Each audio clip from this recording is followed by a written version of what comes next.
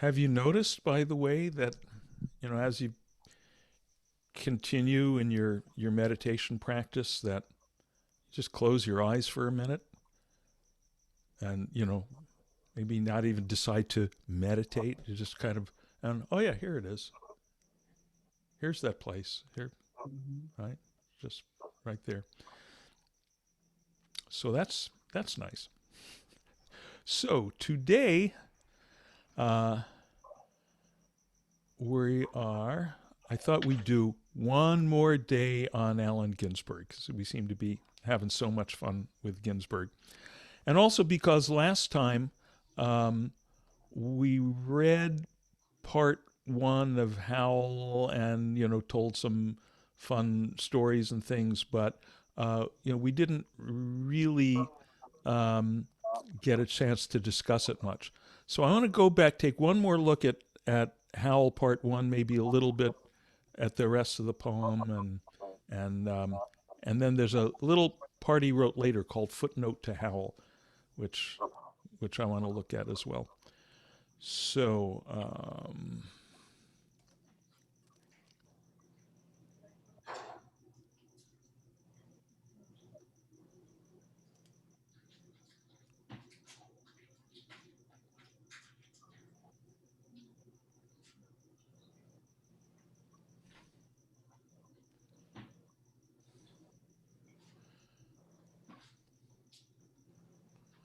okay, so everyone's seeing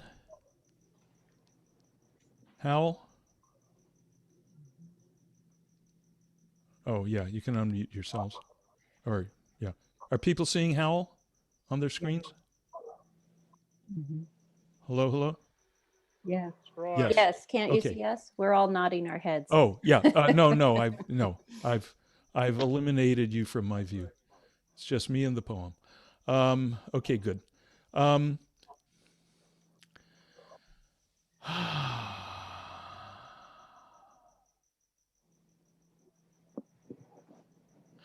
so when you look at a poem, when you read a poem, there are these different levels to it. We have a tendency to think in terms of meaning, which is a level of the poem. Um, in my years as an English teacher, I generally found that was what students wanted to immediately go to. Well, what does it mean? Or they say it in this form that I always dreaded. What is this guy trying to say? Excuse me.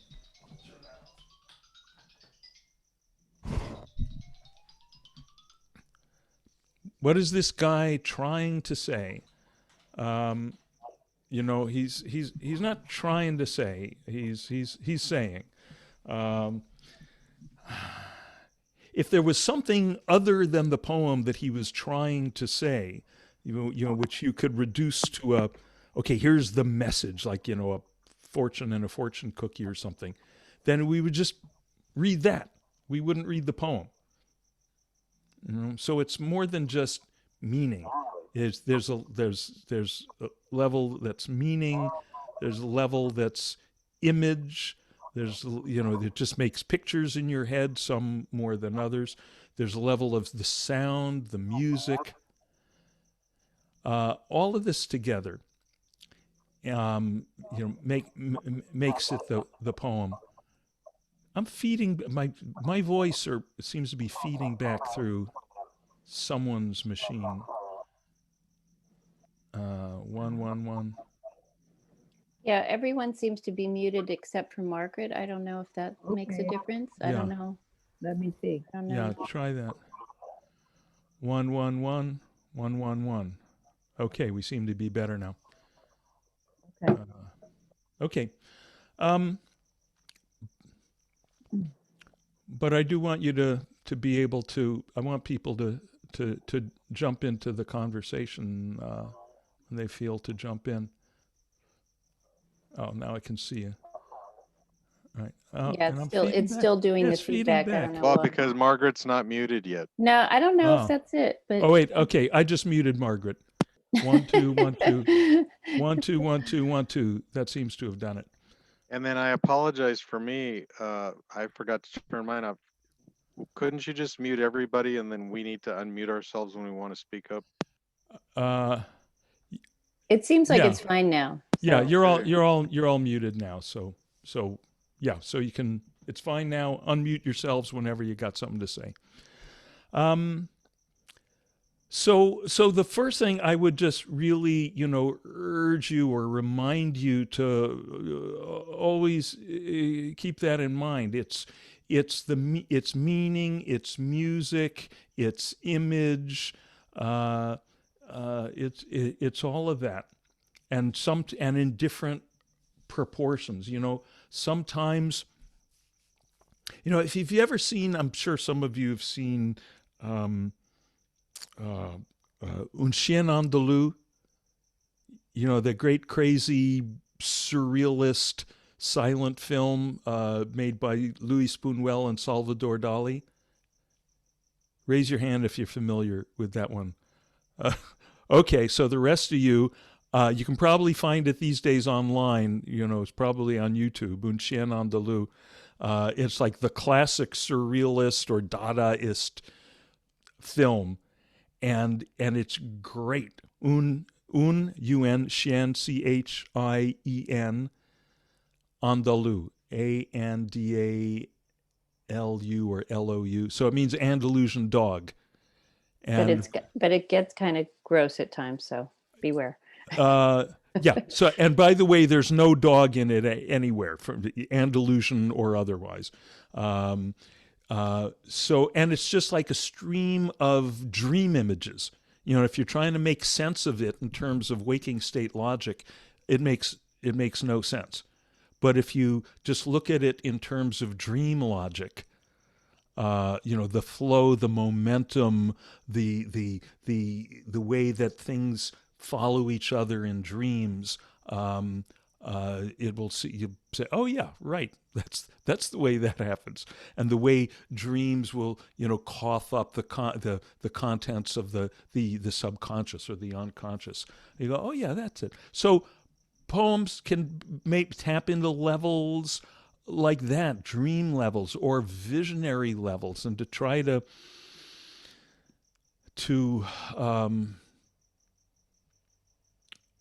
decode it in some very daylight, waking state, logical way doesn't always make sense. In the case of Ginsberg here, in the case of Howl, there's certainly a lot of there's a certain amount of visionary experience and a whole lot of questing for visionary experience and a whole lot of drug experience, and a whole lot of it is experiment in music, right? In vocal music, poetic music. This very much Whitman-esque exercise, really, in the long line.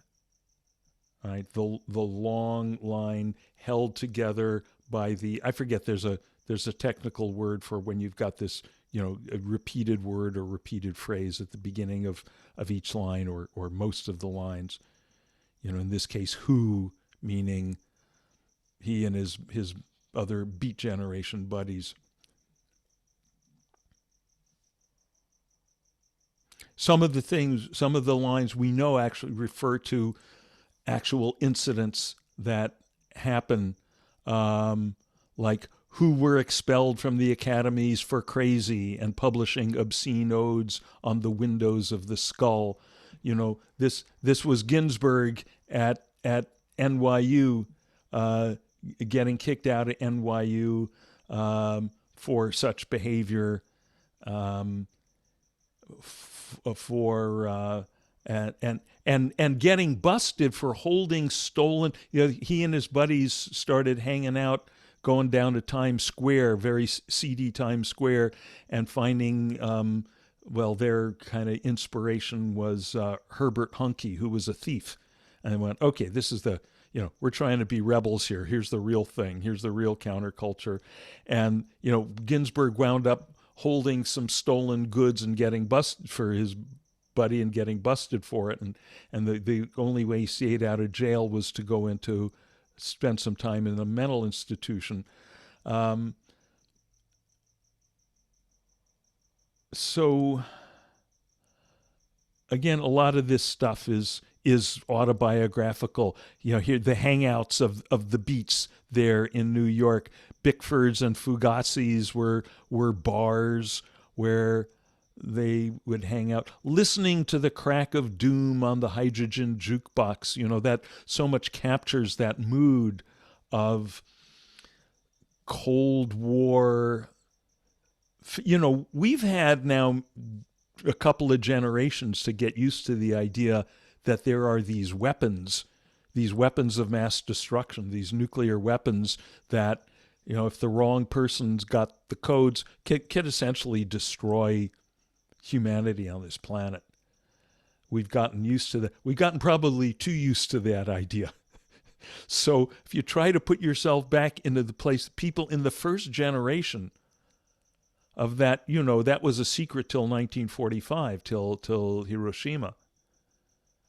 So by the early 50s, when Ginsberg started writing this stuff, this was still the horror of realizing that this could really happen, and that you had, you know, some pretty awful people in the positions of political power who did that. So you know, listening to the crack of doom on the hydrogen jukebox, that's what that's about.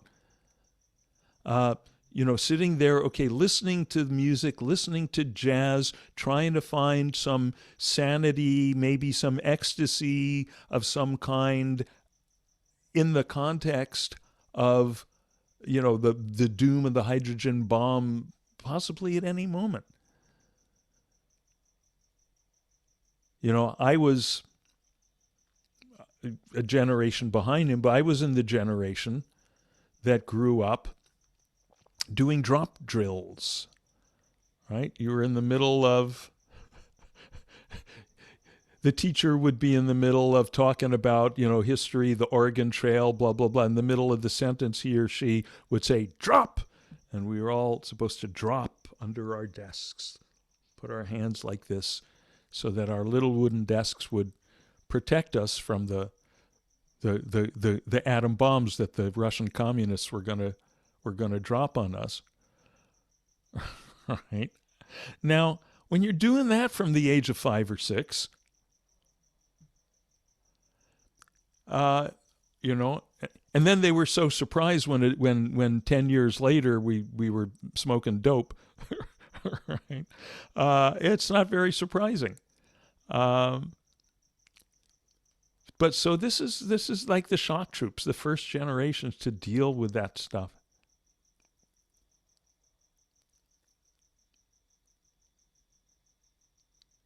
Here's some pure music. I mean, it's also autobiography. Who lit cigarettes in boxcars, boxcars, boxcars, racketing through snow toward lonesome farms in grandfather night? Do you hear how boxcars, boxcars, boxcars, racketing through snow sounds like boxcars? Sounds like a freight train clattering along on the tracks? That's good. That's good. And people did this. I did this. I had my couple of dropout years hitchhiking around the country and riding freight trains, riding boxcars with the hobos. I caught the end of the hobo era. You know, I rode boxcars all over the country. It little hard to believe now, but we did that. Who studied Plotinus, Poe, St. John? I think we talked about this last time. You know, the excitement of discovering, and again, you know, it's so much easier to find the books now, but that there were writers and seers and poets and sages. You know, Plotinus. Interesting. These guys are all out of the Western tradition. Plotinus, a Neoplatonic philosopher, who you just look up Plotinus and you start reading him, you go, this is pure Dharma. Pure Dharma in only in Western philosophical terms. Poe, I'll have to take another look at Poe to see where the Dharma is there. St. John of the Cross, the dark night of the soul, right? Noche Oscura. You can find, by the way, bilingual editions of the Dark Night of the Soul. So on the one side, it's the original Spanish. So if you read any Spanish at all, it's really, because I read just a little bit, and it's so beautiful in the original, and then the English on the other side. By the way, people usually will use that phrase "dark night of the soul" to refer to a state of despair. That's not what it means. When you read the Saint John of the Cross, San Juan de la Cruz, the dark night of the soul that's the enlightenment.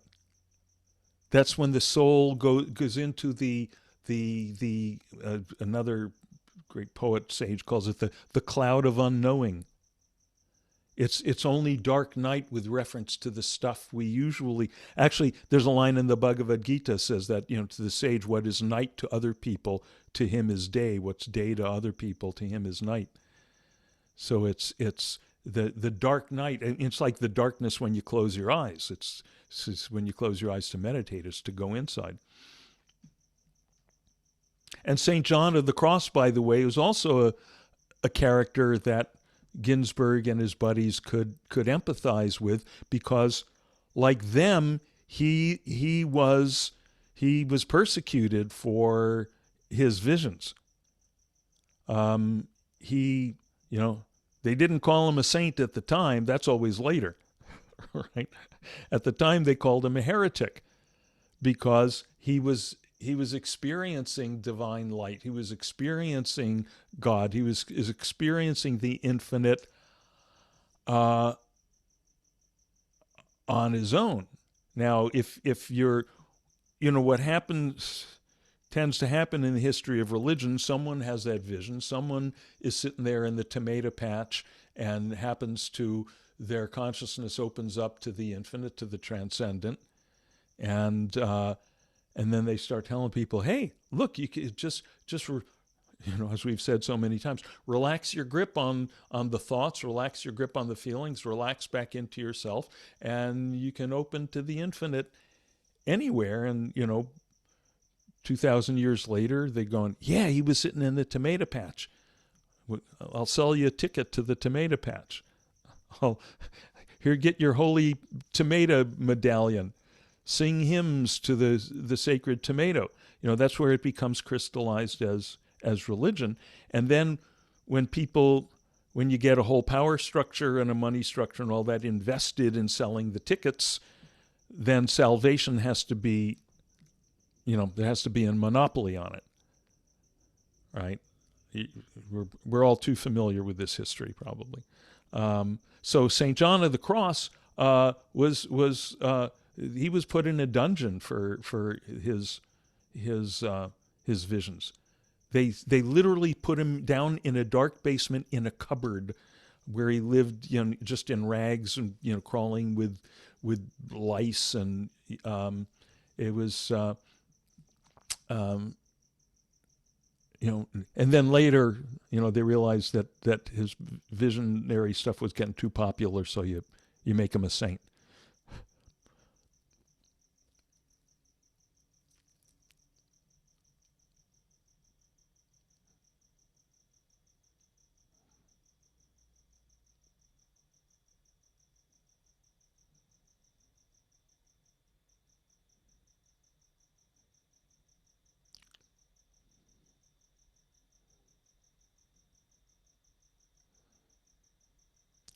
Here's one of my very favorite lines in this whole poem.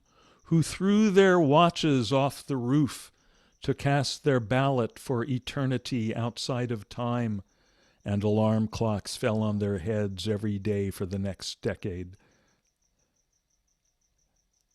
Can you hear that?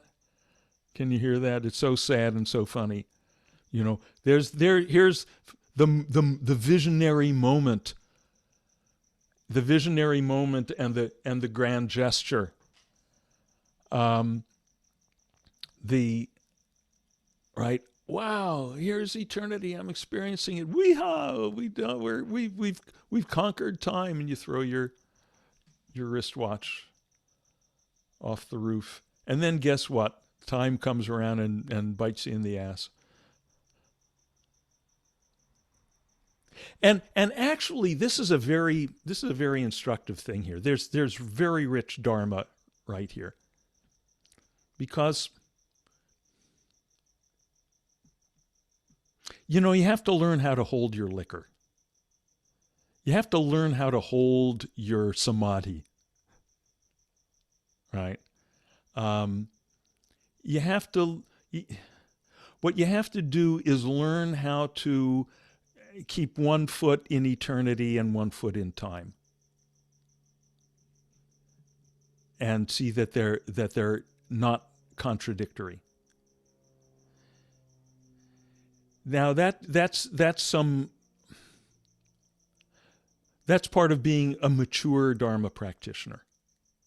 You know, when we first experience this stuff, and especially, you know, when people get suddenly plunged into transcendental experience or some semblance of transcendental experience, especially if it's aided artificially, if, you know, they've taken a substance or something that, you know, and all of a sudden, wow, this is it. There was nothing but eternity all the time. Or, wow, this is it. There's nothing but love. I love everyone. All the, you know, but you have to learn, okay, yeah, there's that, but be cool. There's that, oh, everything is the ocean. It's not just a wave, but there's also the waves. You know, the ocean is the real reality and the waves are the provisional, superficial, you know, kind of, sort of real reality, but we still have to deal with them. So, yeah, it's always eternity. Yeah, it's always now. So, but what you do is you learn how to integrate them. You learn how to respond to the alarm clock. You learn how to get to your appointments in time. And, okay, I got to get to work so I can pay the bills, so I can sit around enjoying eternity without getting evicted from my house. You learn how to do that.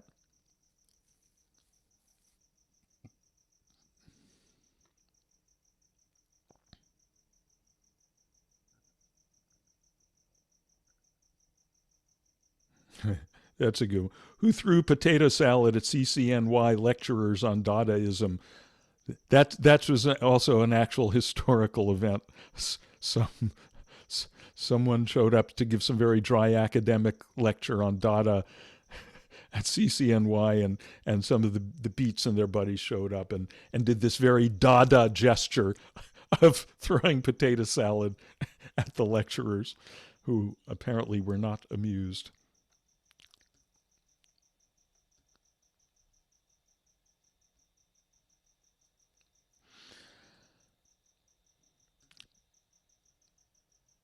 Okay, I'm looking at the time here. I'm going to look at, so that's what we read last time, Howl Part 1. Howl Part 2, let's read this. So Moloch, actually, I want to show you a picture of Moloch.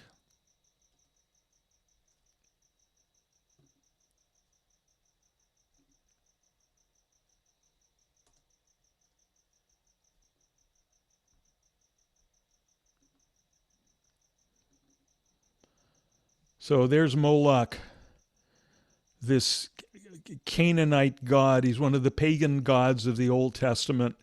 And as you can see, Moloch is this, he's got a furnace here. And the idea was that babies were sacrificed to Moloch. Babies were thrown into the fire. Ugh. So Ginsberg was sitting in his apartment I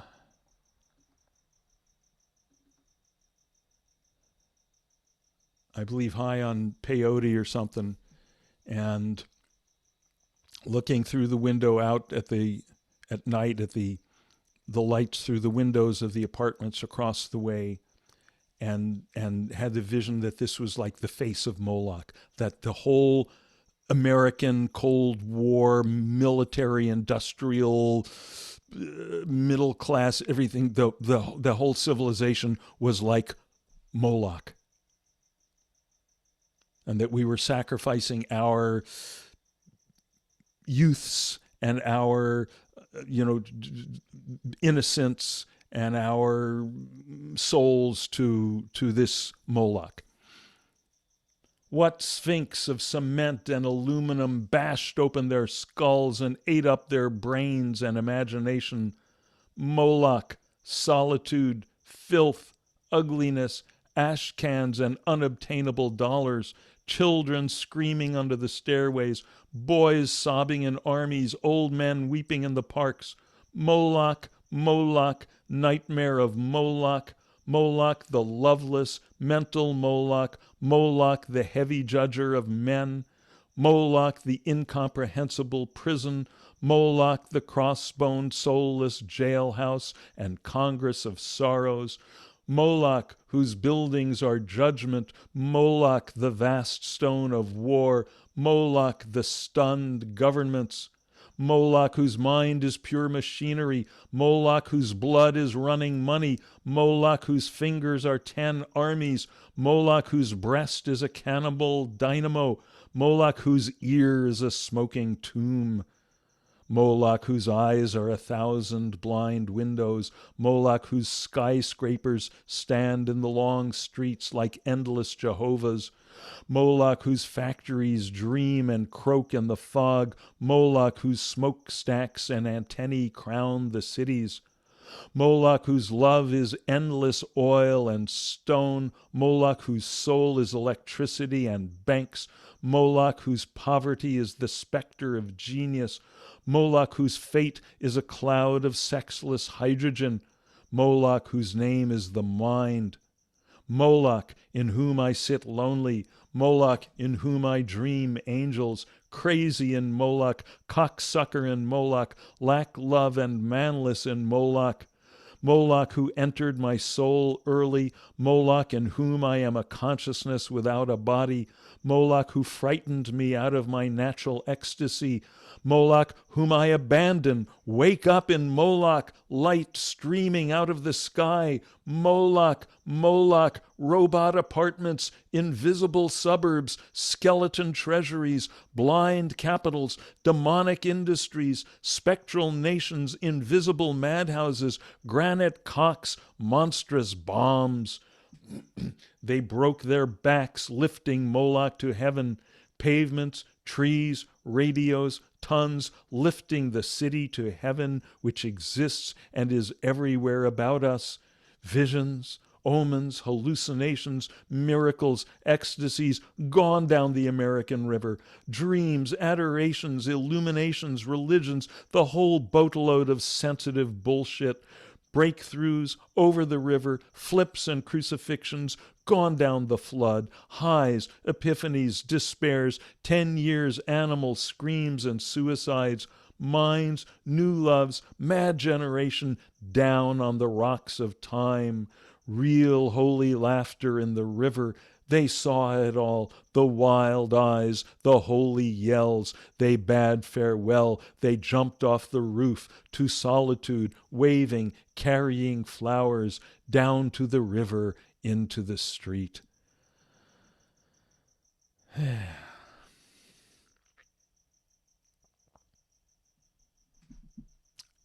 You feeling that? You feeling the pulse of that thing? Just the music, the intensity of it, Can I ask, please. when was he into actual Dharma and practicing meditation and all that in relation to this poem? Like, was this, because this, it's like all his stuff is like darkness, darkness, darkness, horror, horror, horror. And it's Yeah. like, Mm-hmm. ay. And Oh boy. and I'm just curious how this relates in Yeah. his life to his Yeah. awareness of kind of going beyond the Right. Great question. So this is all still in his New York, phase and in his mental institution phase. And in fact, we're not going to read part 3, but part 3, which is all addressed to Carl Solomon, who was his buddy that he met in the loony bin. Carl Solomon, I'm with you in Rockland. They were in Rockland State Mental Institute. I'm with you in Rockland where you're madder than I am. I'm with you in Rockland, blah, blah, blah. So yeah, that's in the something early 50s, 1950. Oh, so he was in San Francisco by then, 55, 56. So moving out to California, to San Francisco, and then, when he and Kerouac met Gary Snyder, who was the real Dharma practitioner among them, that was when his first real exposure. Then they go to India, and and he comes back with the harmonium, and he's chanting Hare Krishna. what time period is that? That's getting into, I believe, the late 50s or early 60s. The time I mentioned earlier at the previous session when I saw him at San Francisco State reading poetry and chanting Hare Krishna, squeezing the harmonium, was that would have been 1967, right? And then at some point after that, late 60s or early 70s, he meets Chogyam Trungpa Rinpoche, the great Tibetan master, and becomes a pretty serious student of his. So that also corresponds to becoming older, coming out of the, as we become more mature, we tend to be more less requiring, I've got to have the whole vision right now, no matter what substance I need to take, and I've got to copulate with every possible body, and all of this stuff, no matter how much I got to, agony, ecstasy, whatever, it's all about intensity. Need it all now, and I need that to fuel my vision, fuel my life, and fuel my poetry, right? I mean, that's a more youthful kind of energy, youthful craziness. And as he goes more into middle age and in more maturity, let's say, and as the American Dharma curious counterculture starts going more into maturity, it starts being less of this dark thing. Now, what I want to go straight to, and this is the real answer to your question, Yafa, is he realized after reading after writing these 4 parts of Howl, these 3 parts of Howl, he realized it needed a 4th part. So he wrote it, but Howl was already published, so he wrote it as a separate poem called Footnote to Howl. He realized he needed that it was too much, it was not complete because it was so much of, as you say, the dark side of the vision. So here's the other side of it. Holy, holy, holy, holy, holy, holy, holy, holy, holy, holy, holy, holy, holy, holy, holy. The world is holy, the soul is holy, the skin is holy, the nose is holy, the tongue and cock and hand and asshole holy. And still the humor in there, which you gotta love. But also it's true, there's I saw this cartoon once in some magazine, and shows Adam and Eve. Maybe this was the Far Side. So it shows Adam and Eve in the garden, and they're looking up, out of the frame, obviously looking up at God, and you see the finger of God pointing down at them, and you hear the voice of God saying to them, "Remember, you're made in my image, and parts of you are dirty." right? So just to make the point of the absurdity of that, the absurdity of the idea that if you have any concept of sacredness, divine, that anything is divine, that anything is holy, that's got to include every part of the body. You may remember this from Song of Myself, where Whitman, says something about the whole body being sacred, and not an inch or a particle of an inch of it is vile. And you hear it put that way, and you go, right, that's self-evident. So the asshole holy, it's kind of a joke, but absolutely not. It's absolutely gospel. Everything is holy. Everybody's holy. Everywhere is holy. Every day is an eternity. Every man's an angel. The bum's as holy as the seraphim. The madman is holy as you, my soul, are holy. The typewriter is saying, we can see him now like looking around the room. He's sitting at the typewriter typing the poem and thinking about right? The typewriter is holy, the poem is holy, the voice is holy, the hearers are holy, the ecstasy is holy. Holy Peter, this Peter Orlovsky, that was his lover.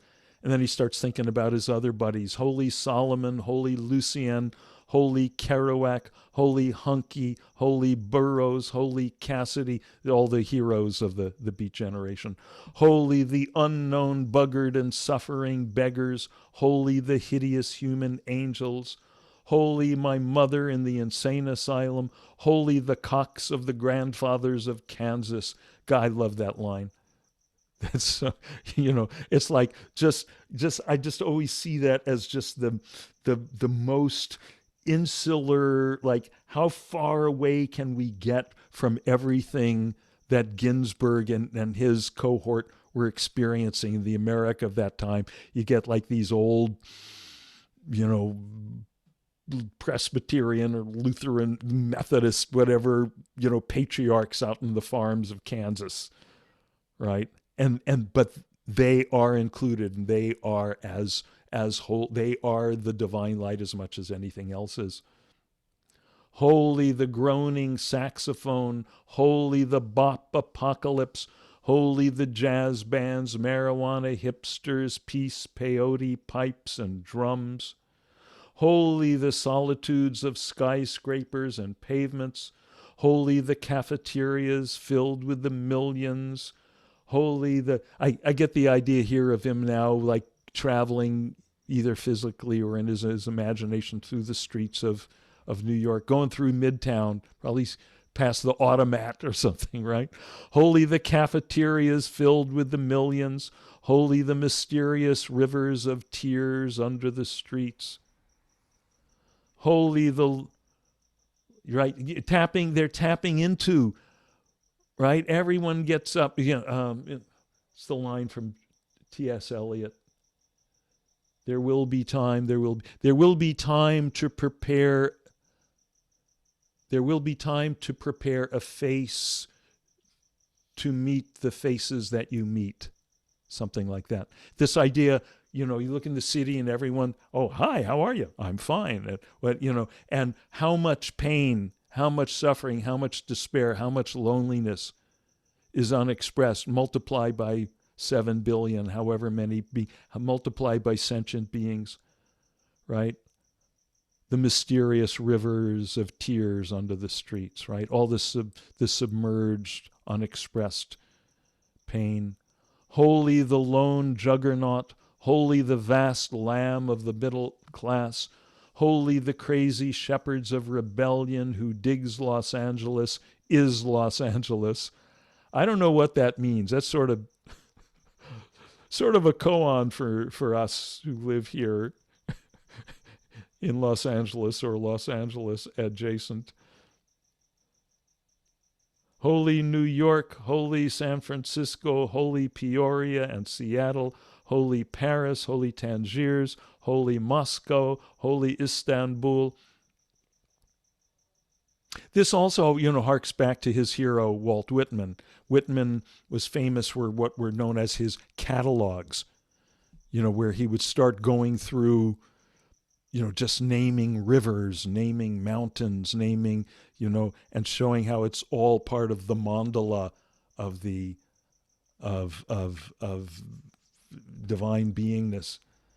And sometimes you feel, oh yeah, that's really great, and sometimes you feel, well, he's just copied and pasted it in from the atlas.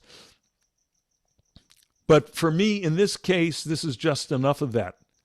Yeah, I feel it. Oh yeah, New York, San Francisco, all shining in the divine light. I'm seeing all of that as part of the vision. Holy time and eternity, holy eternity and time. Oh, look at that.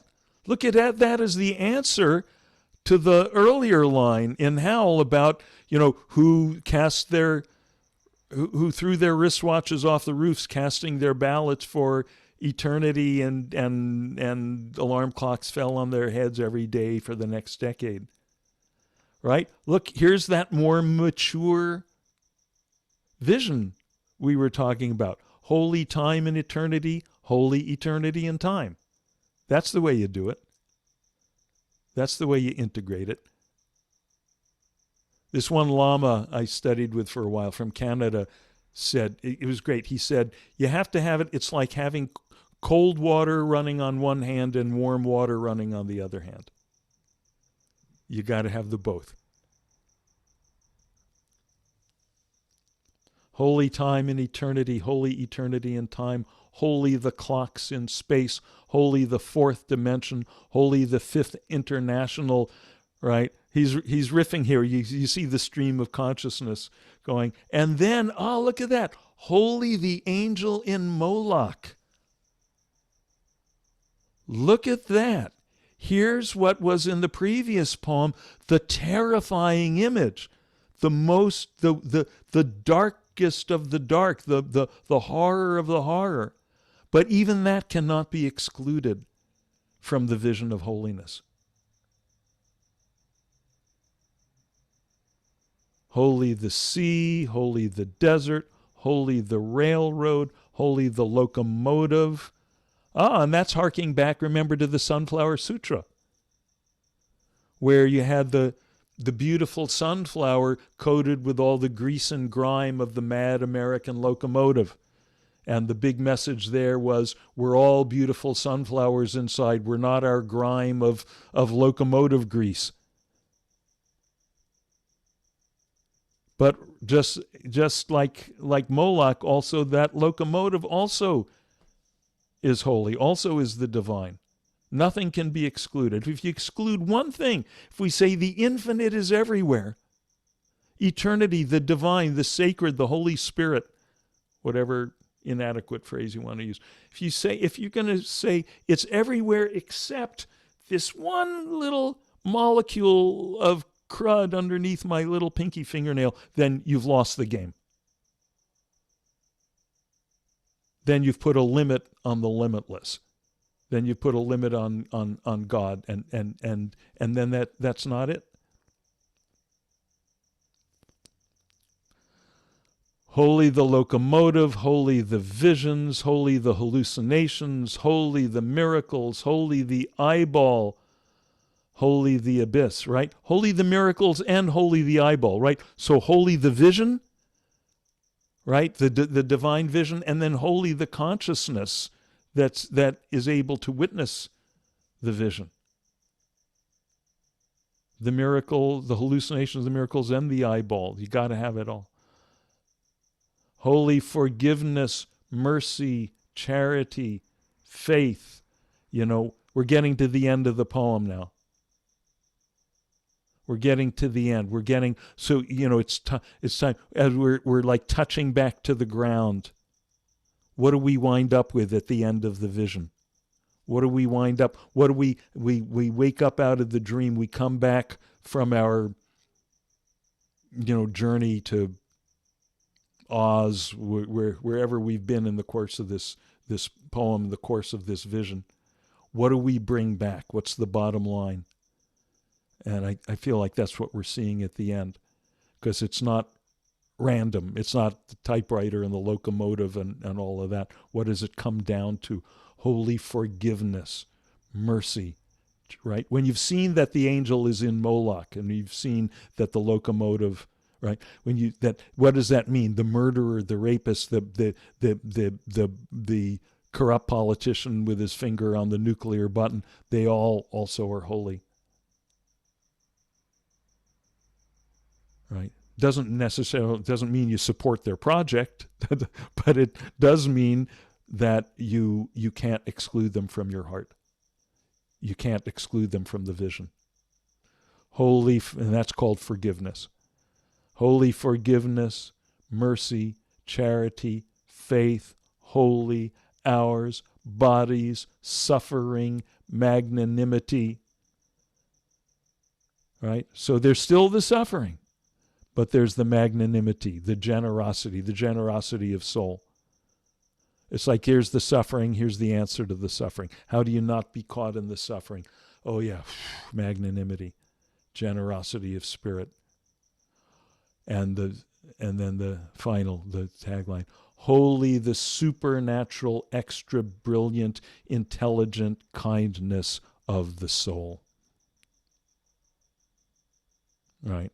And, Yaffa, back to your point, what's the bottom line of all the real orthodox, legitimate teaching of Buddha Dharma? Bodhicitta, right? Omnidirectional,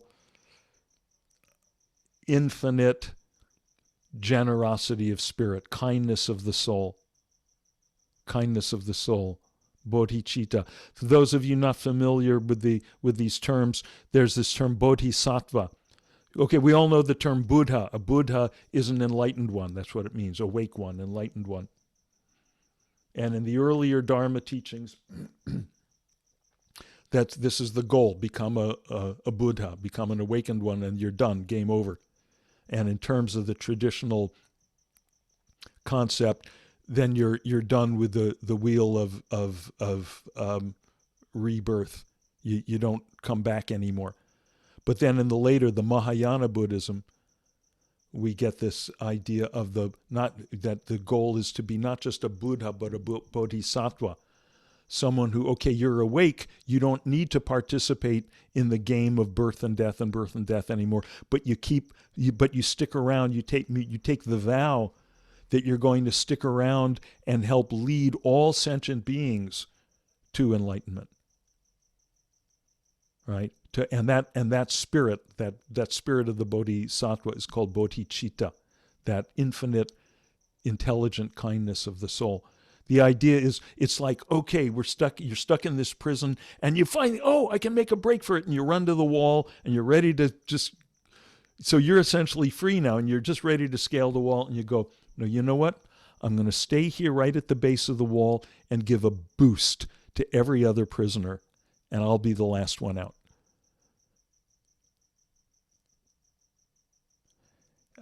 In the days when I considered myself a practicing Buddhist, and I used to take this part of my daily routine was to renew my bodhisattva vow every morning, that I was going to stick around to lead all sentient beings to enlightenment.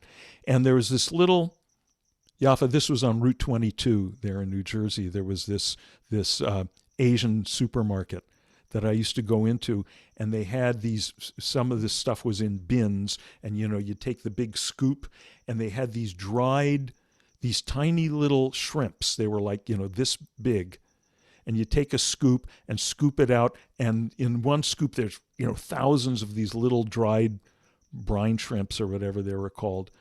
And I would look at that and go, oh my God, I gotta lead all of these guys to enlightenment. That's a serious commitment.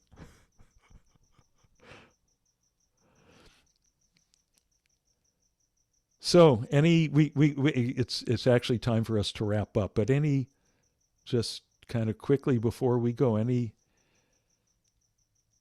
anything anyone wants to chime in with about this stuff? How is this landing for you? Are you digging it? Is it talking to you? I'd like to ask a couple things real quick. This is Scott. Yes, please, Scott. So for the can you show that line again? Los Angeles, Who, whatever. who digs Los Okay. Angeles is Los Angeles. Yeah, I just saw that as they're one and the same. Yeah. I mean, if you dig it, then that's what you're about, is that whatever it is, Yeah. the essence of it. Mm-hmm. The other thing I just wanted to ask, what do you probably said it, but Mm-hmm. I wasn't tuned in.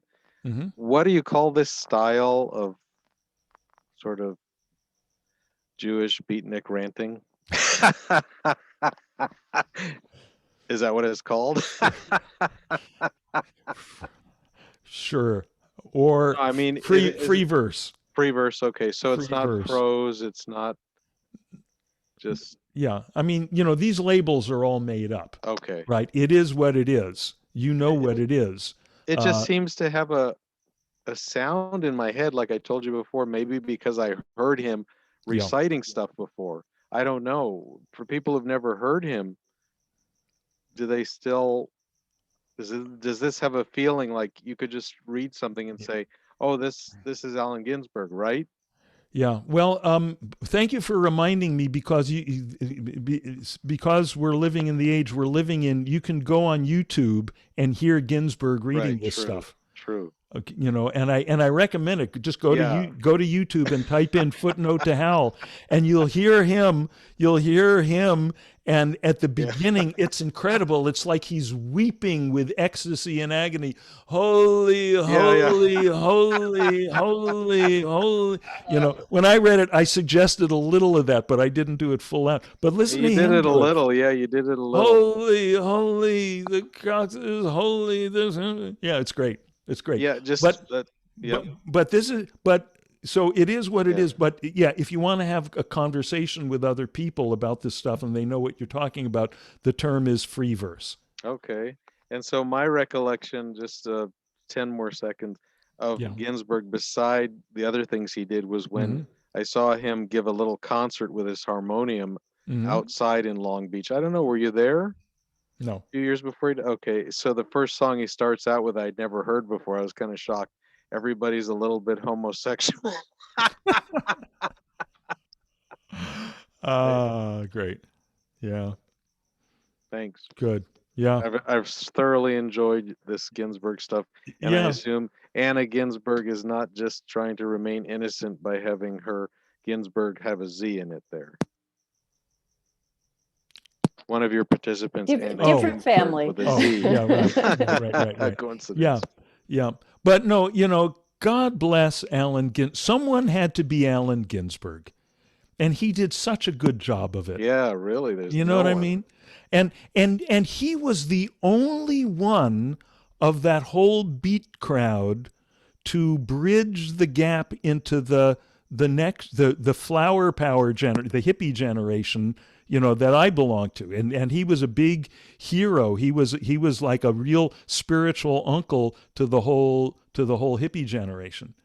And you know, he was there in Chicago for the 1968 Democratic Convention. You know, when it was became the big clash in the streets of the anti-Vietnam War protesters and the yippies, and then Mayor Daley sending in the cops to beat everyone. And Right. you know, I assume you're all familiar with this history. And Ginsberg is there, sitting in the street as the cops are coming, chanting Om. And when they go to, you know, roust him out of there, he's saying, "Don't you know better than to disturb a man while he's praying?"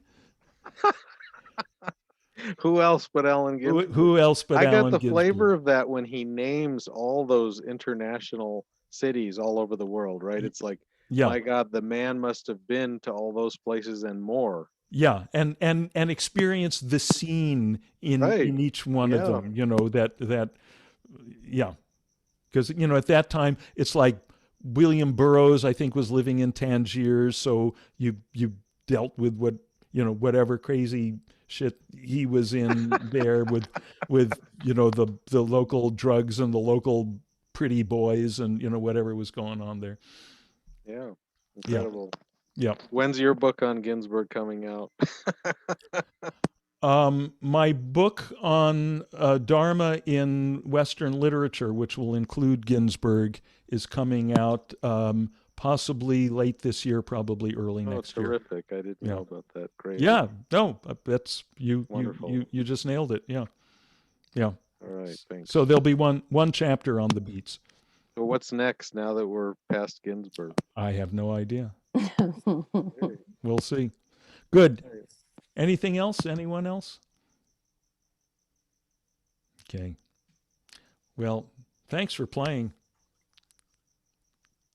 Thank you. See ya. Bye. May all beings Mm. realize that it's all holy and charity begins at home.